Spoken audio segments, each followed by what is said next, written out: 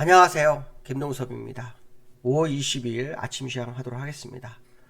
지난주 금요일날 미국 시장은 소폭 하락 마감했죠. 미국 시장은 지금 이슈의 포인트는 부채 한도 협상이죠. 지난주에 조 바이든 대통령이 G7 정상회담에 출국하기 전에 긴급 회견을 통해서 부채 협상이 잘 타협될 거다 뭐 이런 발언을 했죠. 그때 공화당의 메카시도 비슷한 발언을 해서 시장을 상당히 좋게 유도하는 그런 모습이었어요. 그런데 갑자기 실무 협상이 중단됐죠. 메카시 하원 의장이 백악관이 움직여야 하는데 어떤 움직임도 없다 뭐 이러면서 일시 중단 상태라는 것을 언급했죠. 그게 이제 미국 시장을 하락시키는 그런 모습이었는데요. 뭐 무디스 같은 경우에는 미국이 디폴트 가능성에 대한 언급을 하는데 5% 확률이 5%에서 10%로 사양 조치를 하는 그런 모습도 있습니다. 제가 여러 번 말씀드렸지만 미국의 부채 협상으로는 문제가 됐던 경우는 딱 한 번밖에 없었던 걸로 기억하거든요. 저는요. 물론 뭐 항상 상황에 따라 다를 수 있지만 뭐 자네델랑 같은 경우에는 뭐 엑스데이트 해가지고 뭐 6월 1일이 지나면 패닉이 올 거다 뭐 이런 얘기도 좀 하긴 합니다. 하지만 이제 중요한 것은 뭐냐면 이제 우리는 과거 전례를 볼 수밖에 없거든요. 과거 사례에서는 딱 한 번 국가 신용등급 하향이 한번 패닉을 가져온 적이 있었습니다. 그렇지만 결국에는 그게 어떻게 보면은 주가가 추세 방향을 바꾸지는 못했습니다. 결국 다시 올라오는 그런 모습이 있었기 때문에 이번에도 어떨지는 봐야 되겠죠. 시장을 질질 끌어서 얻을 게 없죠. 왜냐하면 내년도에 중간선거가 있습니다. 2차. 무슨 말이냐면 바이든 대통령이 미국은 그 대통령이 4년 임기로 2번까지 하죠. 2번까지 합니다. 그래서 두 번째 임기가 내년도 선거가 있기 때문에 국민들이 불안하게 해서는 표를 받을 수가 없거든요.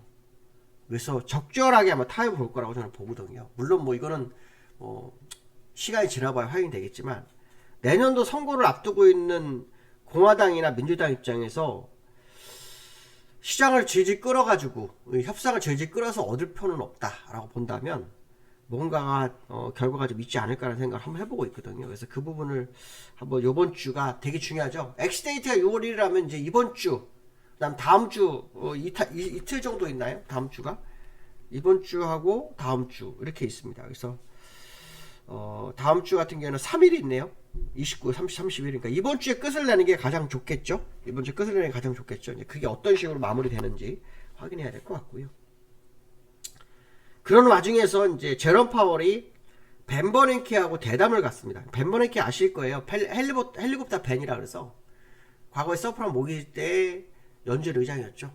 시장의 돈을 양적 완화를 통해서 시장을 살려내는 역할을 했던 게 벤 버냉키는 사실 그 당시에 양적 완화라는 것도 논문에 불과했죠. 논문에 불과한 현실로 쓴 상황이었는데요.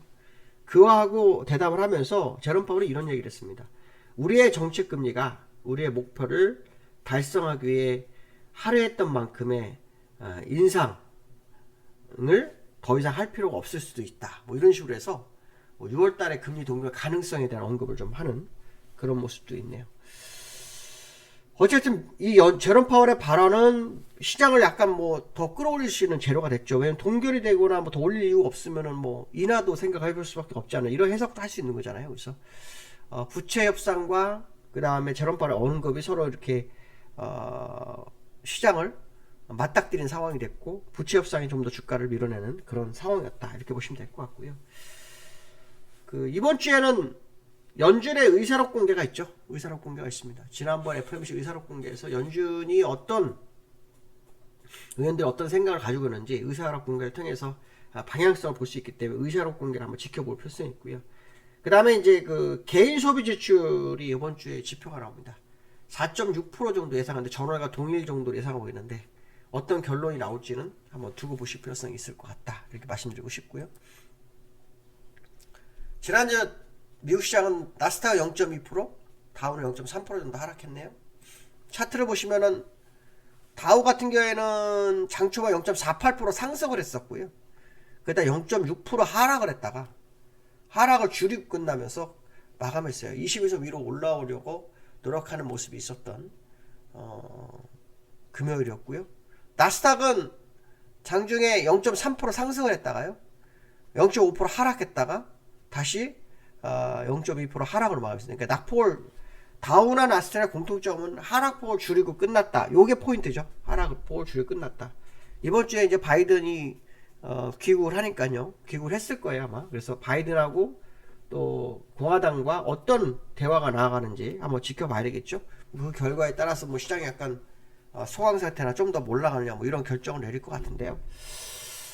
조금 더 두고 볼 필요성이 있겠다 이런 말씀 드리고 싶습니다. 기술적으로는 일단 하락 쪽에서 나스닥은 여전히 월봉이 그 상태에 있고요. 다우는 고점에 있는 부분이거든요. 그래서 여기서 이제 마지막 싸움이 일어났느냐 아니면 추가로 약간 더 주가를 올리고 방향성 볼 거냐 뭐 그런 어떤 상황에 놓여 있는 모습이다 이렇게 말씀드리고 싶고요. 그 다음에 정부가 가스공사에 또 한 번 환율을 SOS 지난번에 그 기억하시는지 모르겠지만 가스공사한테 그 외환 사업을 요구했었죠. 30억 불 우리나라 돈은 4조 원 정도를 하자 그랬는데 그 가스공사가 주주들에 대한 어떤 뭐 반발을 의식해서 이제 철회했는데요. 이번에는 거꾸로 환율 매수를 분할 매수를 요구했다고 합니다. 이걸 보면서 어떤 생각을 이게 이제 무슨 말이냐면 LNG 천연가스를 이제 수입하잖아요. 수입하면 달러로 결제를 해야 되죠. 달러를 결제하려면 달러로 사야 되잖아요. 그렇죠?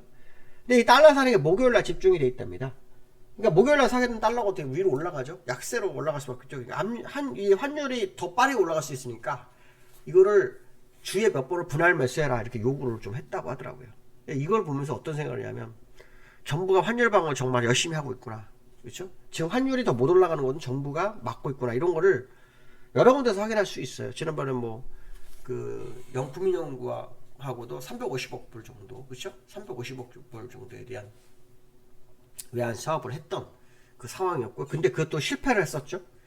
했지만 주가가 올랐어요. 환율을 좀 보시면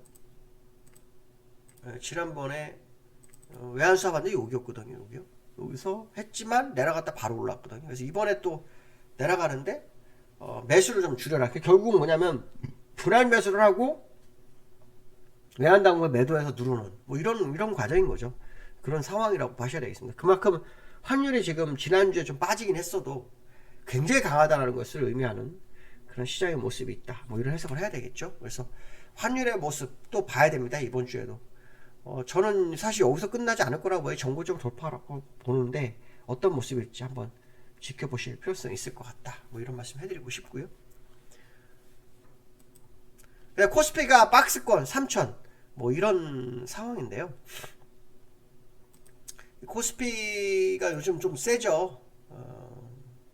저도 이제 그 회원들 이끌어가면서 문제가 뭐냐면 한 방향으로 가게 되면은 나중에 갔을 때 회원들이 좀 많이 떠나더라고요. 많이 떠나요. 그래서 제가 이제 중간마디 작업을 합니다. 중간마디 작업. 그래서 제가 여러 번 테스트에 성공을 했고, 그래서 이제 회원 대상으로 이제 사실 여기서 한번 기회가 있었는데, 제가 좀 더 지켜보자 하고 지나갔다가 여기서 제가 이제 얘기를 해서, 여기서 한 3분의 1 좀 지난 다음에 얘기해서, 이 리스크 관리를 했어요. 리스크 관리해서, 여기서 올라왔을 때 여기서 다시 제가 내려간다 해갖고 물량 늘리기, 곧버스 물량 늘리기 했죠. 리스크 관리해서. 그러니까 레버리지 사시는 분 사고, 현금 들고 와서 물량 늘려라. 늘려서 다시 내려왔어요. 그랬다가, 자, 여기서 다시 리스크 관리 또 해라. 또 올라간다 해가지고 또 올라왔거든요. 그래서 중간마디 작업을 하게 되는데요. 이 차트로 보면은 일단 뭐 정고점 2,580이냐, 조금 더 올라가냐, 이 정도인데, 3,000 차트는 사실 아직은 뭐 잘 모르겠어요. 그런 차트까지는. 근데 3,000까지 갈라 그러면, 뭐 삼성전자가 요즘 계속 세기 때문에, 뭐 삼성전자 계속 간다, 뭐, 이런 식으로 뭐 분위기를 잡으면 모를까. 또 거기에다가 뭐 기업 실적도 좋아져야 되고 무역적도 줄고 뭐 이런 모습이 있어야 되거든요. 금리도 이제 완전 확실하게 더 이상 올리지 않겠다 이런 분위기가 형성돼야 되는데 사실 그런 건 아직 없거든요. 완전하게. 그래서 사실 3,000은 뭐 두고 봐야 되겠지만 현재 지수 대비로는 이제 박스권 이 2,500 80에서 끝날 거냐 올라갈 거냐 고민을 해야 되는 건 맞죠. 저는 뭐 시그널대로만 보는데 아직은 그 시그널이 이제 꺾일 건지 알 건지는 또 안 나와요. 그러니까 전체적인 것은 대추세에 대해서만큼 유지하고 있어요.